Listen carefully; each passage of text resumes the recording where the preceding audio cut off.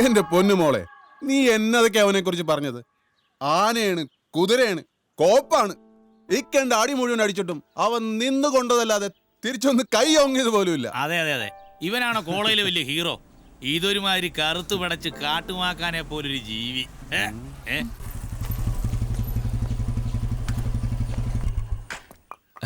നമസ്കാരം. എന്നെ മനസ്സിലായില്ല അല്ലേ? ഇല്ല. മനസ്സിലായിക്കോളും. ഞാൻ അത്യാവശ്യമായിട്ട് ഇങ്ങോട്ട് വന്നത് നിങ്ങളുടെ അടുത്തൊരു താങ്ക്സ് പറയാൻ വേണ്ടിയിട്ടാ. നിങ്ങൾ കാരണം വലിയൊരു ശല്യം ഇന്നെന്റെ തലേന്ന് ഒഴിവായി. അതെങ്ങനെ ഒഴിവാക്കണമെന്ന് ആലോചിച്ച് നടക്കുകയായിരുന്നു ഞാൻ. ആള് മാറിക്കിട്ടിയ തല്ലാണെങ്കിലും അതും മേടിച്ച് കക്ഷി ഉടനെ തന്നെ സ്ഥലം കാലിയാക്കി. പക്ഷെ പോകുന്നതിന് മുമ്പ് അയാളോട് കാര്യങ്ങൾ ചോദിച്ചറിഞ്ഞപ്പോഴാണ് ഈ അടി വന്ന റൂട്ട് എങ്ങനെയാണെന്ന് മനസ്സിലായത്. അതോടെ അയാളോടുള്ള ദേഷ്യവും മാറി. അറിഞ്ഞോ അറിയാതെയോ അയാൾ ചെയ്ത കാര്യം അറിഞ്ഞുകൊണ്ട് തന്നെ ഞങ്ങൾ ചെയ്യേണ്ടതായിരുന്നു. ഇവളുടെ കല്യാണാലോചന മുടക്കലേ. അങ്ങനെ കാര്യങ്ങൾ മൊത്തം നമുക്ക് അനുകൂലമാണെങ്കിലും ചെറിയൊരു പ്രശ്നമുണ്ട്. എന്ന് വെച്ചാൽ അതൊരു വലിയ പ്രശ്നമൊന്നുമല്ല കേട്ടോ. നിങ്ങളുടെ കൊച്ചിന്റെ കാര്യത്തിൽ ഇടപെട്ടതും അടിയും ഇടിയും അതൊന്നുമല്ല പ്രശ്നം. പക്ഷെ ആ കൂട്ടത്തിനിടയിൽ എന്റെ മുറി കയറി വില പിടിപ്പുള്ള പല സാധനങ്ങളും തല്ലിപ്പൊളിച്ചു. അതിനെന്തായാലും നിങ്ങൾ സമാധാനം പറയണം. ഇല്ലെങ്കിലോ? ഇവിടെ ഉണ്ടല്ലോ അതിനേക്കാൾ വിലപിടിപ്പുള്ള പല സാധനങ്ങളും. എനിക്കും കാണിക്കാൻ പറ്റും ഒരാര ഗുണ്ടായിസം. നിക്കവിടെ.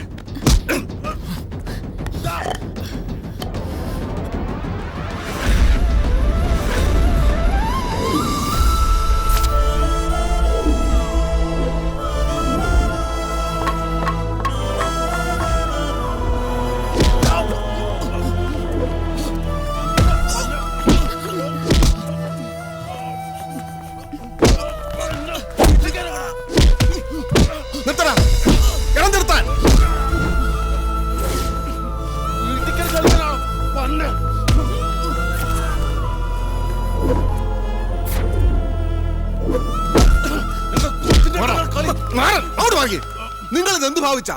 ഇവിടുന്ന് തുള്ളിച്ചാടി ഇറങ്ങി പോയപ്പോഴേ ഞാൻ പറഞ്ഞാലേ ഇതൊന്നും വേണ്ടെന്ന്. ഇത്രയൊക്കെ കാട്ടിക്കൂട്ടാൻ മാത്രം ഇവിടെ എന്താ ഉണ്ടായേ? എന്താ അതിന്റെ പേര്?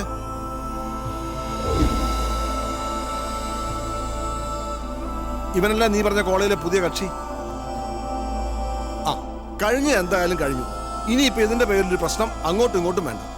പിന്നെ നിന്റെ മുറിയിൽ എന്തൊക്കെ സാധനങ്ങൾ പോയിട്ടുണ്ടോ അതിന് വേണ്ടെന്ന് വെച്ചാൽ പരിഹാരം ഞാൻ ചെയ്തോളാം. പോരെ? ആ ശരിയല്ലേ, പോയി കുടിക്കാൻ എന്തെങ്കിലും എടുത്തോണ്ട്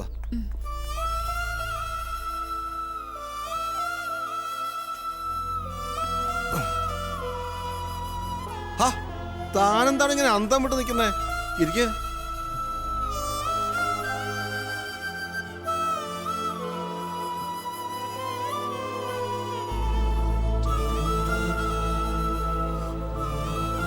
സോറി. സോറി.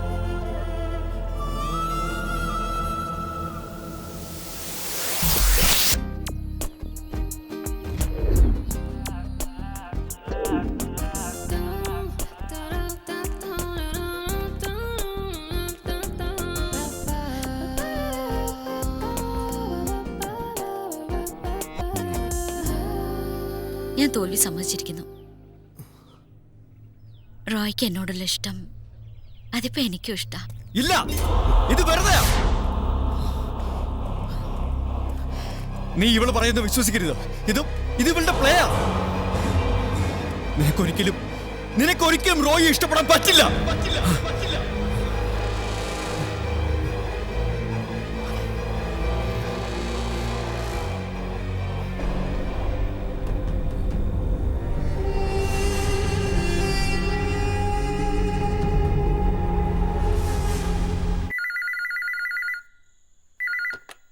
ഹലോ, എവിടെ എത്തിയോ? വീട്ടിലോ? അച്ഛാതെ കണ്ടിട്ടെത്തി.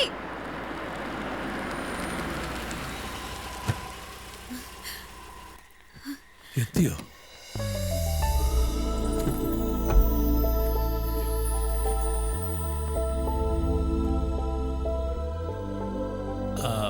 കണ്ണനാ അമ്മാവ.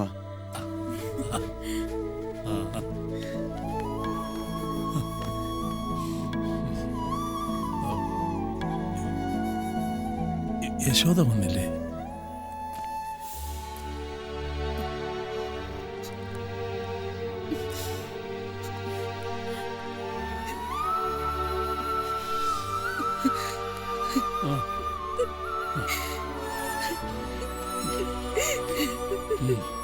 നന്നായി.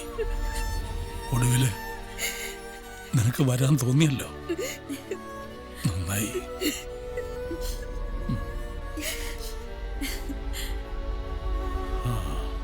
നിങ്ങൾ വന്നിട്ട് ഒരു തീരുമാനമെടുക്കാമെന്ന് വിചാരിച്ചിരിക്കുകയായിരുന്നു. ഇവക്ക് ഇവിടെ അടുത്ത് കോളേജ് ക്യാൻറ്റീനിൽ ജോലിയുള്ള ഒരു പയ്യനെ ഇഷ്ടമാണെന്ന് പറയുന്നു. കേട്ടപ്പോ എതിർക്കാൻ തോന്നിയില്ല. ഒന്നെതിർത്തതിൻ്റെ അനുഭവം മുന്നിലുള്ളത് കൊണ്ടാണെന്ന് കൂട്ടിക്കോ.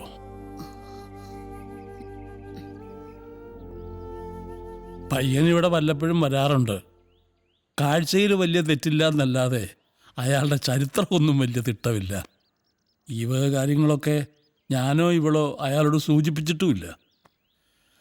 ഇനിയിപ്പോൾ എന്താ വേണ്ടതെന്ന് നിങ്ങൾ തീരുമാനിക്കുക. അതിലിത്ര ആലോചിക്കാതിരിക്കുന്ന അമ്മാവ. ഗൗരിയുടെ ഇഷ്ടം അതാണെങ്കിൽ അതങ്ങ് നടത്തി കൊടുക്കുക അല്ലേ അമ്മേ? അതതെ. പക്ഷേ പയ്യന്റെ ബാക്ക്ഗ്രൗണ്ട് ഒക്കെ ഒന്ന് അറിയണ്ടേ? വെറുതെ അങ്ങനെ കയറി ഉറപ്പിക്കാൻ പറ്റുമോ? വേണം, അത് വേണം. സ്വന്തം കുഞ്ഞുങ്ങളുടെ കാര്യം വന്നപ്പോ അതൊക്കെ ആലോചിക്കാൻ തുടങ്ങി ഇല്ലേ യശോദേ? ഞാൻ വെറുതെ ഒരു തമാശ പറഞ്ഞതല്ലേ. നീ അതിൻ്റെ പേരിൽ മോഹം വീർപ്പിക്കണ്ട. എന്തായാലും ഇവള് അവനുമായിട്ട് നല്ല സൗഹൃദത്തിലാ. നീ പറഞ്ഞതാ എൻ്റെ ശരി. ആദ്യം ഇവള് തന്നെ കാര്യങ്ങൾ ചോദിച്ച് മനസ്സിലാക്കട്ടെ, എന്നിട്ട് നമുക്കൊരു തീരുമാനത്തിലെത്താം. നീ എന്തെങ്കിലും ചത്തുകുത്തി മാറിക്കുന്നത്? വാ, വന്ന് ഇതിലൊക്കെ ഒന്ന് സഹായിച്ചേ. എന്തായാലും മറ്റന്നാൾ നാറുമ്പോ അറ്റ്മോസ്ഫിയറിലും കളർഫുൾ ആയിരിക്കട്ടെ, അല്ലടാ? അതെ അതെ. ഹോ, എന്തായിരുന്നു വാലന്റൈൻസ് ഡേ നടത്തിയ പ്രകടനം? ഇളക്കം കൂടി തന്നെ വളയ്ക്കാൻ എളുപ്പമാത്രേ. എന്നിട്ട് വളയ്ക്കലോട്ട് നടന്നതുമില്ല, ഇളക്കോട്ട് കൂടുകയും ചെയ്തു. ദേ, മറ്റന്നാ ഡെവളൊരു ഒടുക്കത്തെ ഇളക്കളവും ഒപ്പം ആ മാർട്ടിൻ ഗ്രൂപ്പും ചേരുകയും ചെയ്യും. ടാടാ, മതിയാടാ, നിർത്ത്.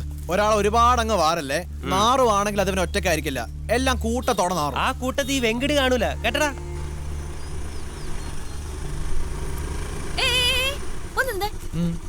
അലങ്കാരങ്ങളൊന്നും അത്രയ്ക്ക് പോരല്ലോ 3D.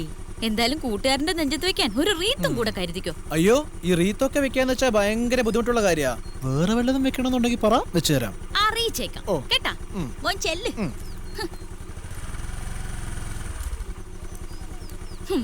അതെ, നിങ്ങൾ മല പോലെ വന്നത് എലി പോലെ പോയെന്ന് പറഞ്ഞ് കേട്ടിട്ടല്ലേ ഉള്ളൂ, കണ്ടിട്ടില്ലല്ലോ.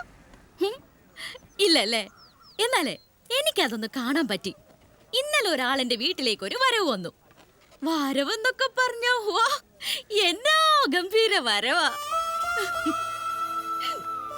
പക്ഷേ വരവ് മാത്രമേ ഉണ്ടായിരുന്നുള്ളൂ. ക്ലൈമാക്സ് ഉണ്ടല്ലോ, എന്റെ മക്കളെ സകല പ്രതീക്ഷയും കൈവിട്ടുപോയി. ചുമ്മാ നിന്നങ്ങ് കൊള്ളുമല്ലായിരുന്നോ? എബിൻ,